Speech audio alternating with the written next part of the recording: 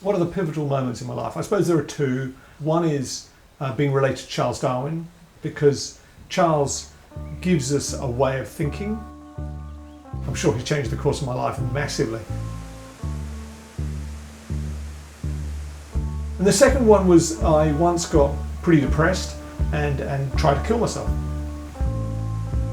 It's a big thing to admit. And you're never the same after that. I realised that I lacked purpose. I was working in advertising and I was just chasing money and I don't know what else I was chasing. A whole lot of stuff that I don't believe was making me particularly happy.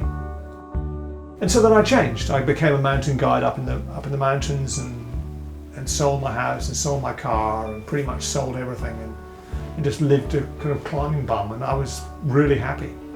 It suited me.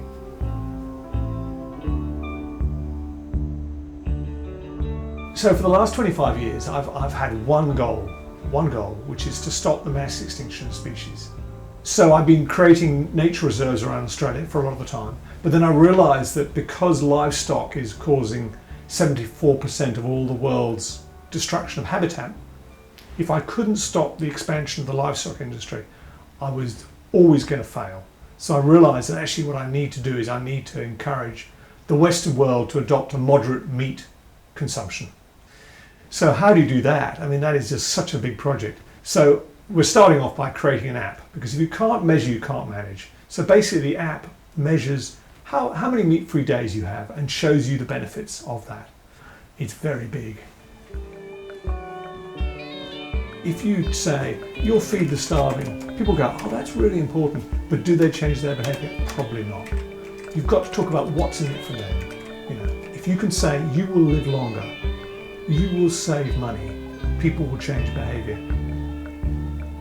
We seem to have a mismatch in that somehow we're not seeing how what we do on a daily basis impacts the planet, and there isn't that correlation happening yet. So this is my metric to reduce my footprint, which has been incredibly positive for me.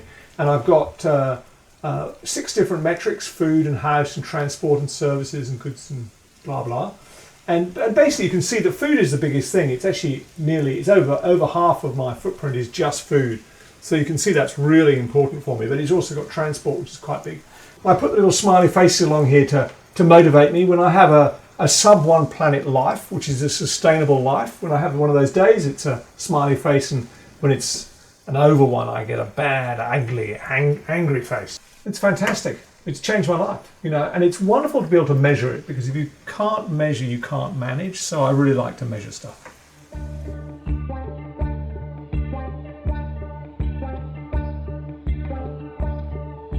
I came to the rather shattering conclusion that actually, if everybody lived like I lived, we would need 5.7 planets. Because I suddenly realised that I wasn't the solution, I was the problem that I was trying to solve. And so it seemed to make sense to try and cure myself first before I tried to influence others.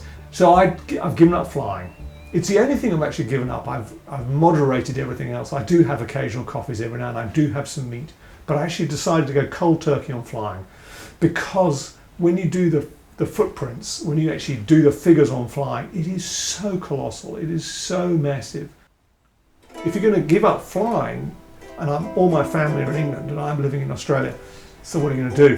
You've got train, container ship and sailing. So I decided to go container ship because it's relatively fast, it's only 6 weeks as opposed to 4 months to sail, and the train just didn't work. I was scared of dentists and the dark.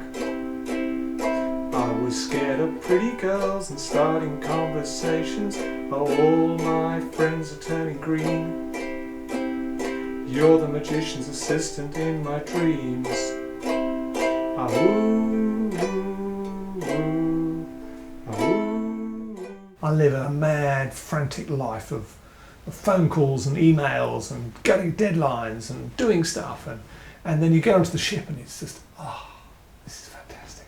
Got no phone, no email, no deadlines, and it's like almost like a sort of a pause, a sigh in my life, you know, but a positive sigh, where I just go, oh, I can just sit and read a book for a change. So there's lots of challenges when you do this. Most of them are social, actually. Its social pressure is very, very strong. For example, my father died. Although I told my father I wasn't flying anymore, I said, Daddy, how do you feel if anything happens to you? If I don't come over for your funeral? And he said, that's fine, because I won't be alive then at the funeral, so I won't mind. And I tell my sister and my brother, but it's big stuff when your father dies. You go, well, I sort of prepared for this, but is this the right thing to do?